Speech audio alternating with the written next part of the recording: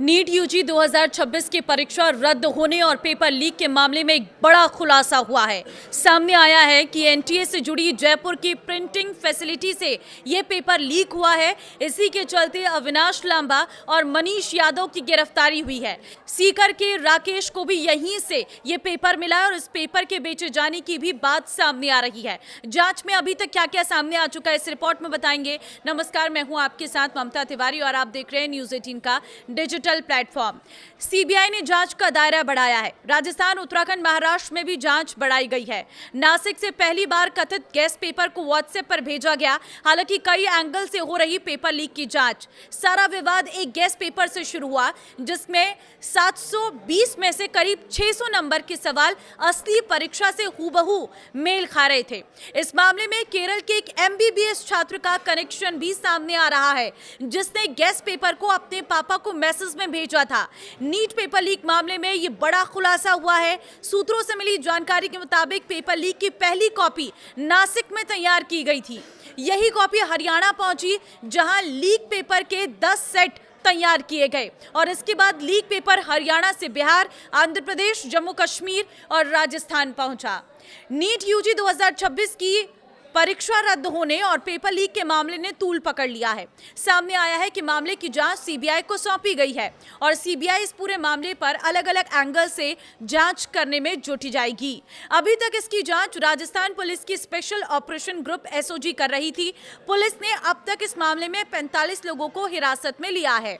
सामने आया है कि आरोपी के पिता पीजी संचालक हैं और उन्होंने ही ये पेपर अपने हॉस्टल में रह रही लड़कियों को शेयर किया था। दावा है कि परीक्षा से पहले छात्रों के बीच जो गैस पेपर पहुंचा था उसी से परीक्षा लीक हुई है। सूत्रों के मुताबिक इंटेलिजेंस ब्यूरो आईबी से मिले इनपुट के आधार पर एसओजी ने देहरादून, सीकर और झुंझुनू में बड़ी कार्रवाई करते हुए कई संदिग्धों को हिरासत में लिया था। हिरासत में लिए गए लोगों में सीकर के एक नामी कोचिंग संस्थान से जुड़े करियर काउंसलिंग भी शामिल बताए जा रहे हैं। जांच एजेंसियों को आशंका है कि परीक्षा से 2 दिन पहले ही कथित गैस पेपर चुनिंदा छात्रों तक पहुंचा दिया गया था। शुरुआती जांच में संकेत मिले हैं कि प्रश्न पत्र के बड़ी संख्या में सवाल कथित पेपर से मेल खाते हैं। अब इस मामले में जांच बढ़ी तो केरल से एमबीबीएस कर रहे एक छात्र का कनेक्शन भी सामने आ रहा है। इस पूरे मामले को कड़ी दर कड़ी समझते हैं। केरल में एमबीबीएस कर छात्र ने सीकर में पिता को मोबाइल पर 2 मई को गैस पेपर भेजा था। मैसेज में लिखा था, अपने हॉस्टल की लड़कियों को दे दीजिए, यही पेपर कल आएगा। पीजी हॉस्टल संचालक ने सुबह 3 मई को गैस पेपर लड़कियों को दे दिया। पीजी हॉस्टल संचालक ने एक कोचिंग वाले को गैस पेपर दिखाकर पूछा कितने सवाल हूबहू है।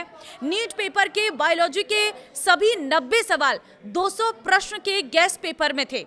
पेपर के केमिस्ट्री के सभी 45 सवाल 81 प्रश्न के गैस पेपर से थे। ये सभी सवाल गैस पेपर में बिना कॉमा फुल स्टॉप के वहीं थे। राजस्थान एसओजी की जांच में सामने आया है कि गैस पेपर में करीब 410 प्रश्न थे। दावा किया जा रहा है कि इसमें से करीब 150 सवाल जो कुल 600 मार्क्स के थे हूबहू नीट यूजी 2026 के इस पेपर में पूछे गए थे। नीट यूजी परीक्षा कुल 720 अंकों की होती है और हर सवाल 4 अंक का होता है। ऐसे में इतने बड़े लेवल पर सवालों का मिलना बेहद गंभीर माना जा रहा है। जांच से जुड़े सूत्रों के मुताबिक कथित कन्वेक्शन बैंक का लिंक किसी युवक से जुड़ रहा है जो केरल के एक मेडिकल कॉलेज में एमबीबीएस की पढ़ाई कर रहा है। कुल मिलाकर बात यह है कि एनटीए की कार्यप्रणाली में सेंध लगी है। प्रिंटिंग प्रेस के प्राथमिक स्तर पर और पेपर सेट करने में कहीं न कहीं चूक हुई है। इसे एनटीए की बड़ी लापरवाही बताया जा रहा है। इस मामले में एक्शन लिया गया है लेकिन पेपर छपने के प्रोटोकॉल में कहीं न कहीं बड़ा लूप होल है क्योंकि पेपर छपने से लेकर पेपर के सेंटर तक पहुंचने के बीच में ही कहीं लीक हुआ है। नीट यूजी का पैटर्न क्या है वो समझ लीजिए। नीट यूजी एग्जाम पैटर्न की बात करें तो इसमें 720 नंबरों के कुल 180 सवाल पूछे जाते हैं, यानी हर एक सवाल के सही जवाब पर 4 नंबर दिए जाते हैं तो वहीं एक गलत जवाब पर 1 नंबर कट जाता है। निर्धारित परीक्षा पैटर्न के अनुसार 180 में से 90 सवाल बायोलॉजी से पूछे जाते हैं तो वहीं 45 सवाल फिजिक्स और केमिस्ट्री से पूछे जाते हैं। हालांकि नीट यूजी 2026 में राजस्थान पुलिस एसओजी ने दावा किया है कि वायरल गैस पेपर से 120 सवाल केमिस्ट्री के हूबहू आए हैं। इसका मतलब यह है कि अलग अलग सेट के सवाल गैस पेपर में मिलते हैं। ऐसे में कैंडिडेट्स को अधिकतम 45 सवाल यानी 180 नंबर का फायदा हुआ है।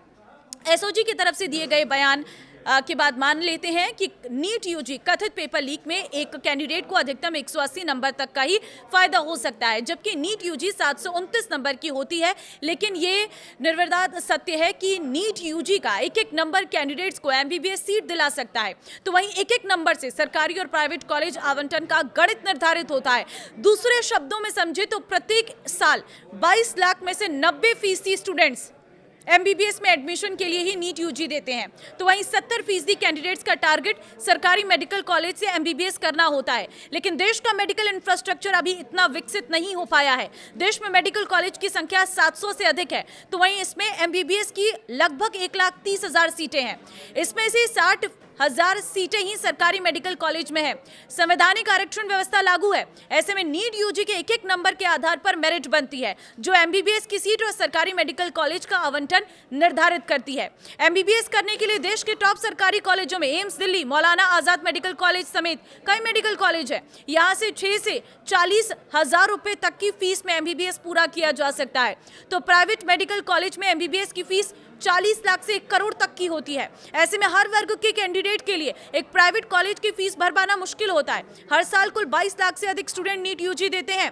वहीं देश में कुल एमबीबीएस की सीटें 1,30,000 हैं, जिसमें बढ़ोतरी जारी है। हालांकि इस हिसाब से समझे तो एमबीबीएस की एक सीट के लिए 17 कैंडिडेट्स आवेदन करते हैं। तो यह पूरा गणित और यह वजह पेपर लीक की, इसमें लगातार आपको अपडेट देते रहेंगे। लेकिन फिलहाल ये बड़ा अपडेट है कि ये पेपर कैसे लीक हुआ था और कहां से लीक हुआ था। अब देखना होगा कि अभी तक जो 45 लोगों को हिरासत में लिया गया है, उसके बाद आगे और कितनी गिरफ्तारियां होती हैं। क्या वो बड़ा जो मगरमच्छ है वो पकड़ में आता है या नहीं, ये अपने आप में बहुत बड़ा सवाल है। तो आप क्या कहेंगे इस पूरे मामले पर? मुझे कमेंट में अपनी राय जरूर दें। नमस्कार।